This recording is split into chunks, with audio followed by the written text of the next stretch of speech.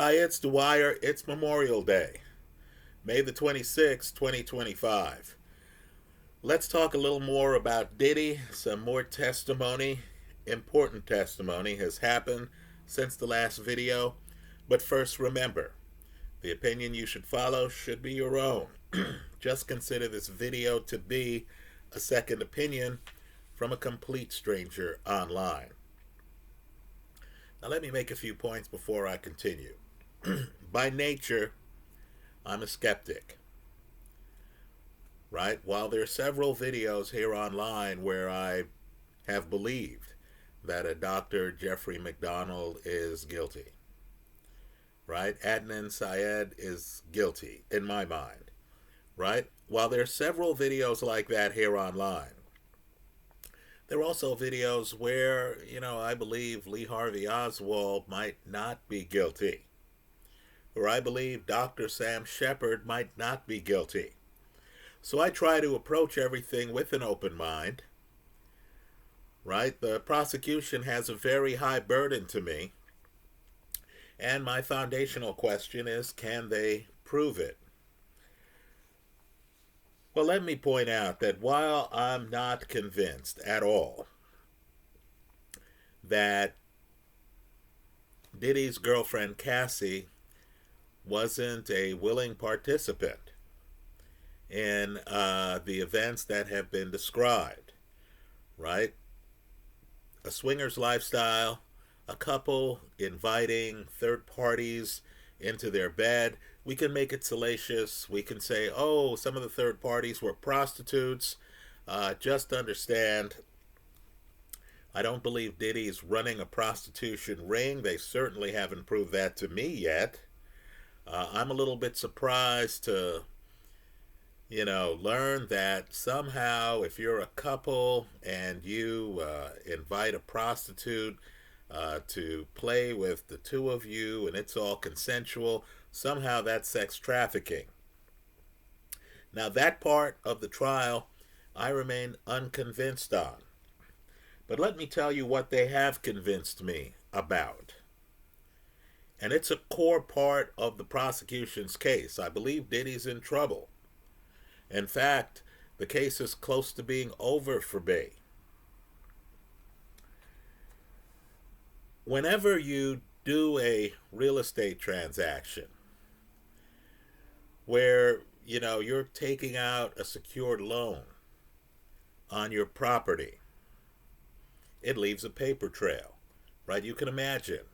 Real estate involves title deeds that are filed with the county recorder's office. You see who owns the property. If there's a lender, the lender will have a lien on the property or a deed of trust on the property. That's very hard to fake. If you're a defense attorney, you want to hear a witness say they did a real estate transaction. So you can look through public records to see if the encumbrance is actually on file. Right? I'm sure the prosecution, before they put witnesses on the stand, if the witness was claiming to have been involved in a real estate transaction, I'm sure the prosecution independently investigated that, because it would be too easy to impeach a witness who talked about taking out a loan against real estate, and then to have the cross-examination point out that the records don't show that any such loan took place. Let's go one step further. Sean Combs employed a lot of people. He had people working for him. If a witness has a story where they talk about talking with a Sean Combs employee, right? A defense attorney would love to hear that testimony, because then they can go to the employee and find out if the conversation ever took place. In other words, a witness who talks about a real estate transaction should have corroborating evidence. And of course, if that witness actually knows who a Sean Combs employee is and claims that in furtherance of a transaction. They talked with the Sean Combs employee. That has extra credibility to me. Right? In the jury box, I would expect Sean Combs' defensive team to have to poke a hole in what this prosecution witness has said, because what they've said is easily verifiable. Let me also point out too that, in an earlier video I talked about how one of the things that concerned me in reading the indictment was the idea that someone could have voluntarily attended a Sean Combs freak-off, then had after-the-fact regrets, right? And then could try to make excuses about being drugged, not being given proper consent, right? Being set up for blackmail. Well, understand what the prosecution has done here. They have presented a witness who was not involved in the freak-offs in the context of being blackmailed. Cassie's mother, Regina Ventura, in what I believe is very compelling testimony. According to reports, I wasn't in the courtroom. Let's just say I'm just reading accounts of what was said, and I'm thinking, my goodness, this is explosive. Right? She may have just proven the blackmail part of the case against Sean Combs. Right? She testified that in December of 2011, Sean Combs demanded $20,000. $20,000 from her family. Right after Sean learned that Cassie was dating rapper Kid Cudi. Right? Just understand that according to Cassie's mother, who there's no suggestion that she was ever involved in a freak-off. According to Cassie's mother, Sean Combs threatened to release 2 explicit sex tapes of her daughter Cassie. Right? Combs further threatened to harm daughter Cassie and Kid Cudi while Combs was out of the country. In other words, Sean Combs is trying to act like a big bully with his girlfriend's mother. Right? He spent $20,000 on Cassie. He wanted the $20,000 back. Now, the important part, and it's explosive, this is the kind of stuff that's going to be one of the lead stories in the jury room when this trial ends weeks from now. Right? Understand, Cassie's mother testified that she and her husband took out a home equity loan to wire the money to an account linked to Combs's bad boy company. Right, folks? If Sean Combs's defense team doesn't challenge this testimony at some time in this case, right, they can do it one of several ways. By calling Cassie's mother back to the stand. They could also have bank officials who, had the home equity loan, were the administrators of it, testify that there was no refinancing. But just understand, if I was in the jury, I would make a mental note that if this testimony goes unchallenged, then Combs is guilty of blackmail of really the worst kind. Right? Threatening a mother with the release of explicit sex tapes involving her daughter. right, and demanding $20,000. Understand too, many people in the jury, I'm sure, are parents, right? I'm a parent. I couldn't imagine some yahoo, I don't care how big he is in Hollywood, entertainment, New York, wherever. I just couldn't imagine some yahoo threatening to release explicit material of my daughter if I didn't pay $20,000. Also, I believe a jury is going to relate to a parent who doesn't have the liquid cash and literally has to take out a home equity loan to make the payment. Let me say, too, that it's even more devastating. They wired the money to Diddy's company. Now, the mother also contends that the money was later returned. I believe that's devastating to Diddy. Absolutely devastating. In other words, the parents were told they had to make a payment, and they made the payment. Cassie has already testified that her relationship with Diddy was on and off again. So Diddy, after making the worst possible threats, including a threat against Cassie's health and welfare, not just her career, not just, hey, I'll release these to the public, but I'll hurt your daughter while I'm out of town.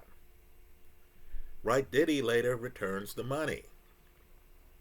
In other words, the money was received and returned. Right? This is the kind of testimony where there should be bank wire records.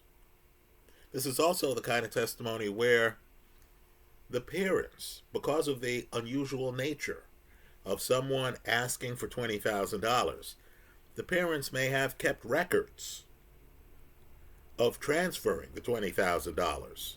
In other words, if someone was blackmailing me and I'm trying to protect my daughter, right, I might create PDFs of the, wire transfer. So I can follow up later and say, you received the wire transfer, didn't you? Right, here's record of the wire transfer sent to you so that you won't hurt my daughter, release pornographic photos of her, ending her career. Right, folks, this is devastating. This hits this third party, me, stronger than any celebrity's testimony could.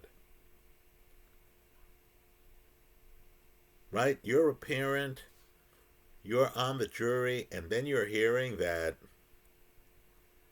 someone actually embezzled, well, put it this way, someone actually blackmailed $20,000 out of his girlfriend's mom and dad, and that they had to take out a home loan to pay it. Folks, I have to tell you, the closing statement is going to frame this. It's jarring. Right? I saw the indictment, I saw a RICO claim, then I saw blackmail, and I thought, you've got to be kidding. Right? Diddy, to this third party who is just a retail consumer of music, etc., I thought Diddy's a record exec. He's busy dealing with his empire. He's busy trying to put out great records, right? Profitable records. Why would he be in the world of blackmailing anybody? And here you have a terrible blackmailing situation involving a parent taking out a home loan, and of course, sadly for Diddy, it's connected to sexual activity, right? Let's remember, the indictment has a sex trafficking claim as part of the RICO case. Now, the trial has several more weeks to run. Let's just say the prosecution has already proven to me, pending the defense's presentation, they've already proven to me that Diddy was engaged in blackmail. Because when you're talking about taking out a home loan, there should be evidence of it. Let me make another point. I believe, as high risk as it is, that Diddy needs to testify. Right? Diddy needs to tell the jury, and I understand it's high risk, but understand Diddy's in his 50s. Even a 20-year sentence might be a lifetime sentence for him. Right? Diddy needs to explain to the jury what exactly he said to Cassie's mother. Right? If I'm a juror, folks, this is high priority.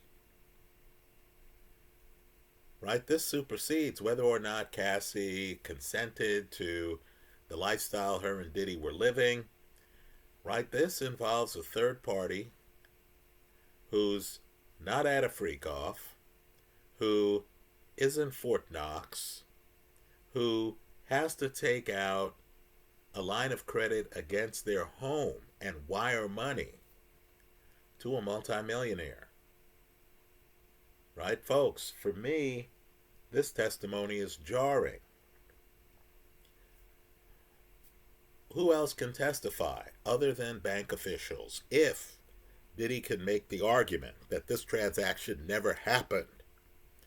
Who else can testify about this? Cassie's mother is claiming that she communicated with Combs. We have her version of the conversation. What exactly did Holmes say to her? Who is competent on the defense side of the ledger to testify about this transaction? You know, it's just shocking to me. Right? It's simply shocking. So Holmes is in very bad shape here, folks. You're going to have some jurors who don't approve of his lifestyle and are going to punish him for it. You're going to have some jurors, I'd be one of them, who'd be absolutely outraged by the idea of Holmes asking for $20,000 from his girlfriend's mom. Right? Absolutely outraged, particularly by the idea of some whack job threatening to release private photos of the daughter. Right? Simply ridiculous. Right? Holmes is up against it. Combs. Combs is up against it here. Right? He's going to have to respond to this testimony. If he doesn't, then the prosecution will have proved the blackmail part of their indictment. That's how I see it. Let me also point out, too, that there's certain subsidiary facts here. Right? You would imagine Combs would be able to subpoena the person handling his books. There had to be third parties involved with returning the money to Cassie's mom's family. It seems to me, if I'm a juror, that Holmes should be able to present a bookkeeper who could say this didn't happen. Right? Should be able to produce his own bankers to say this wire transfer never took place. Right? Should be able to produce his own phone records. I know it's a long time ago, but understand, Holmes is a high-profile businessman. right? Seems like he should be able to produce his own phone records to make the argument that he never spoke with Cassie's mom. If he can't, then I'm going to assume that these allegations are true and that this guy was threatening to use his private material on Cassie to get $20,000 from Cassie's family. Right, let me make another point too. There was other testimony. There's some security figure who was working for Sean Combs. Right now, hip hop years ago had a certain East Coast, West Coast bad side to it. Right, let's remember Diddy gets killed, Sean Combs is in the area. The argument is that West Coast guys knocked off, Notorious B.I.G. Knocked off the Notorious B.I.G. as part of some East Coast, West Coast type thing. Well, one of Sean Combs' security detail has given testimony that they heard that Suge Knight, right, of Death Row Records, was at some location. And Sean then instructed his security detail to grab some guns and to come with him over to the location. Right, so the security guy, and keep in mind this is inside the Combs empire, the security guy testified about grabbing guns, how they went over to where Suge Knight was eating, but Suge Knight had already left. Now, guns are mentioned in the indictment. Cassie has already referred to firearms, right? Understand the way these criminal statutes are. When firearms are involved, the penalty multiplies. Right? So here you have Combs being, portrayed as a bit of a gangster.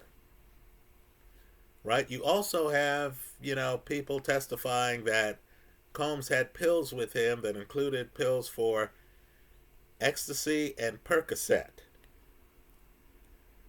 Right? I believe we're just a few days away from people testifying that they didn't know what they were doing at a freak off. That they, didn't know what they were taking. In fact, they didn't take anything. They just drank champagne or some other drink or something like that. Right? But understand why the testimony given so far is damaging. The security guy talking about guns, talking about going someplace to encounter a West Coast music mogul and Suge Knight, right, is from inside the Sean Combs empire. Right? That's going to be very hard for Sean Combs to distance himself from. Right? This isn't a situation where I throw a big party, people show up, they're armed, I'm not responsible for that. I put out a flyer saying, please don't bring guns or what have you. Right? No, this is different.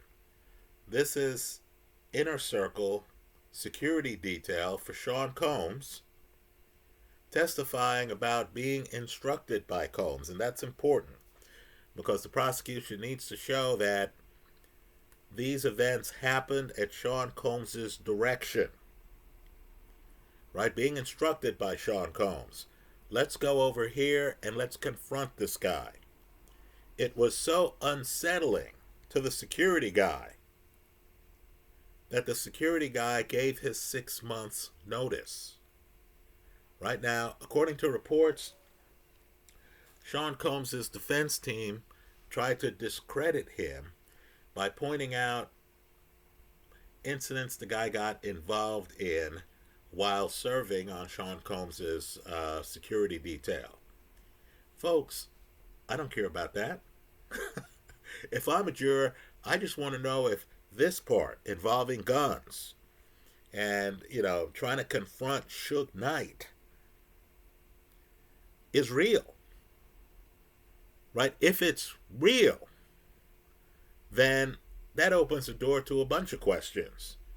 What exactly were you hoping to do confronting Suge Knight? Couldn't you have called him if all you wanted to do was have a conversation about business? Right? Some East Coast, West Coast collaboration record.